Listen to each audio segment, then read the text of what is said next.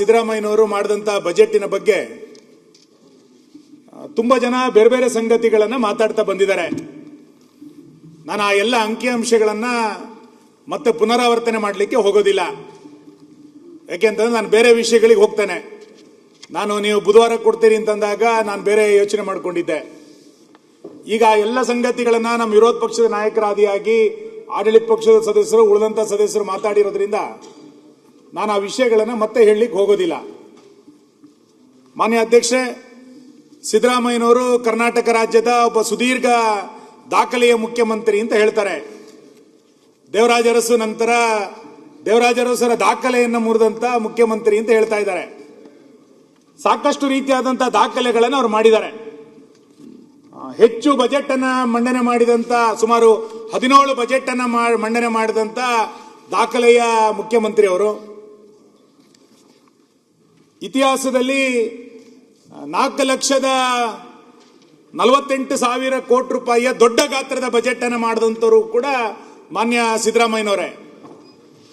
ಅದೇ ರೀತಿ ಹೆಚ್ಚು ಸಾಲವನ್ನು ಮಾಡಿದಂತ ಮುಖ್ಯಮಂತ್ರಿ ಯಾರು ಅಂತ ಕೇಳಿದ್ರೆ ಅದು ಕೂಡ ಸಿದ್ದರಾಮಯ್ಯನವರೇ. ಹೆಚ್ಚು ಹೊಣೆಗಾರಿಕೆಯ ಬಜೆಟ್ ಅನ್ನು ಯಾರು ಮಂಡನೆ ಮಾಡಿದ್ರು ಅಂತ ಕೇಳಿದ್ರೆ ಅದು ಕೂಡ ಸಿದ್ದರಾಮಯ್ಯನವರಿಗೆ ಸಲ್ತದೆ. ಈ ವರ್ಷದ ಬಜೆಟ್ನಲ್ಲಿ 1,32,000 ಕೋಟಿ ರೂಪಾಯಿಯನ್ನ ಸಾಲ ಮಾಡಿ ಅತ್ಯಂತ ಹೆಚ್ಚು ಸಾಲ ಮಾಡಿದಂತ ಮುಖ್ಯಮಂತ್ರಿಗಳ ಪೈಕಿ ಮಾನ್ಯ ಸಿದ್ದರಾಮಯ್ಯನವರು ಮೊದಲನೇ ಸಾಲಿನಲ್ಲಿ ಇವತ್ತು ನಿಲ್ತಾ ಇದ್ದಾರೆ. ಇವತ್ತು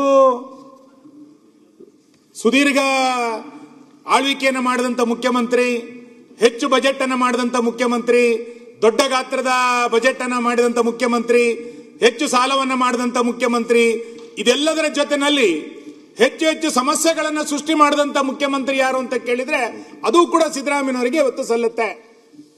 ಈ ರೀತಿ ಹಲವು ದಾಖಲೆಗಳನ್ನು ಇಟ್ಟುಕೊಂಡು ಮಾನ್ಯ ಮುಖ್ಯಮಂತ್ರಿಗಳು ಈ ಬಜೆಟ್ ಅನ್ನು ಇವತ್ತು ಮಂಡಿಸಿದ್ದಾರೆ.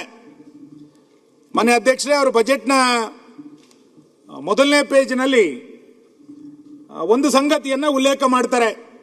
ನನಗೆ ಬಹಳ ಅದು ಮೊದಲನೇ ಲೈನು. ಬಹುಶಃ ಇಲ್ಲಿಯ ತನಕ ಬಜೆಟ್ ಮಂಡನೆ ಮಾಡಿದಂಥವ್ರು ಯಾರೂ ಕೂಡ ಈ ಪದವನ್ನು ಬಳಸಿರಲಿಲ್ಲ. ಅವ್ರು ಏನು ಹೇಳ್ತಾರೆ ಅಂತ ಕೇಳಿದ್ರೆ, ಪ್ರಗತಿಶೀಲ ರಾಜ್ಯದ ಜನರ ತೆರಿಗೆ ಹಣದ ಪ್ರಮುಖ ಟ್ರಸ್ಟಿ ನಾನು ಅಂತ ಹೇಳ್ತಾ ಇದ್ದಾರೆ. ನಾನು ರಾಜ್ಯದ ಜನರ ತೆರಿಗೆ ಹಣದ ಪ್ರಮುಖ ಟ್ರಸ್ಟಿ ಅಂತ ಹೇಳುವಂತ ಸಿದ್ದರಾಮಯ್ಯನವರು ಬರೀ ಅಭಿವೃದ್ಧಿ ಮತ್ತು ವಿಶ್ವಾಸದ ಟ್ರಸ್ಟಿ ಮಾತ್ರ ಅಲ್ಲ, ಈ ರಾಜ್ಯದ ಸಾಲ ಮತ್ತು ಹೊಣೆಗಾರಿಕೆಯ ಟ್ರಸ್ಟಿಯೂ ಕೂಡ ಅವರೇ. ಯಾಕೆ ಅಂತ ಕೇಳಿದ್ರೆ, ಇವತ್ತು ಎಲ್ಲ ಬಂಡವಾಳ ವೆಚ್ಚಕ್ಕೆ ಕಡಿಮೆ ಅನುದಾನಗಳನ್ನು ಇಟ್ಟು ಬೇರೆ ಎಲ್ಲ ಸಂಗತಿಗಳನ್ನು ಪೋಷಿಸಿ ಅದನ್ನು ಬೆಳೆಸಿ ದೊಡ್ಡ ಸಾಲವನ್ನು ಮಾಡಿದಂಥ ಹೊಣೆಗಾರಿಕೆಯ ಬಜೆಟ್ ಅನ್ನು ಮಾಡಿದಂಥ ಟ್ರಸ್ಟಿ ಅವರು. ಬರೀ ಅಭಿವೃದ್ಧಿಯ ಟ್ರಸ್ಟಿ ಮಾತ್ರ ಅಲ್ಲ, ವಿಶ್ವಾಸದ ಟ್ರಸ್ಟಿ ಅಲ್ಲ, ಹೊಣೆಗಾರಿಕೆಯ ಟ್ರಸ್ಟಿ, ಸಾಲಗಾರರ ಟ್ರಸ್ಟಿ ಆಗಿ ಇವತ್ತು ಮಾನ್ಯ ಮುಖ್ಯಮಂತ್ರಿಗಳು ಕೆಲಸವನ್ನು ಮಾಡ್ತಾ ಇರೋದನ್ನು ನಾನು ಗಮನಿಸ್ತಾ ಇದ್ದೇನೆ.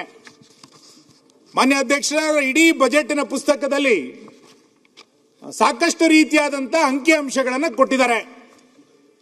ನನಗೆ ಆ ಅಂಕಿಅಂಶಗಳ ಬಗ್ಗೆಯೇ ಅನುಮಾನ.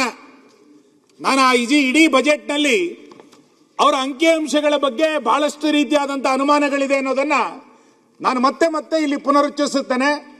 ಮಾನ್ಯ ಮುಖ್ಯಮಂತ್ರಿಗಳು ಉತ್ತರ ಕೊಡುವಂಥ ಸಂದರ್ಭದಲ್ಲಿ ಅದಕ್ಕೆ ಪೂರಕವಾಗಿ ಸ್ಪಂದಿಸ್ತಾರೆ ಎನ್ನುವಂತ ವಿಶ್ವಾಸ ನನಗಿದೆ. ಯಾಕೆ ಈ ಅನುಮಾನಗಳು ಬಂದಿದೆ ಅಂತ ಕೇಳಿದ್ರೆ, ಅವರು ಬಜೆಟ್ನಲ್ಲಿ ಒಟ್ಟು ಹೊಣೆಗಾರಿಕೆಯನ್ನ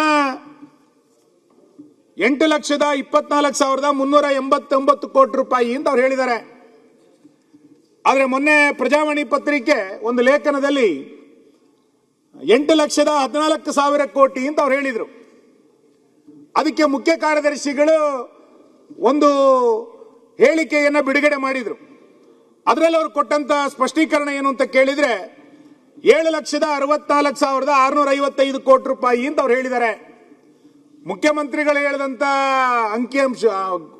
ಅಂಕಿಅಂಶಕ್ಕೂ ಮುಖ್ಯ ಕಾರ್ಯದರ್ಶಿಗಳು ಹೇಳಿರುವಂತ ಅಂಕಿಅಂಶಕ್ಕೂ ಪತ್ರಿಕೆ ಬಿಡುಗಡೆ ಮಾಡಿರುವಂತ ಅಂಕಿಅಂಶಕ್ಕೂ ಬಹಳ ದೊಡ್ಡ ಪ್ರಮಾಣದ ಅಜಗಜಾಂತರವಾದಂತ ವ್ಯತ್ಯಾಸಗಳಿದೆ.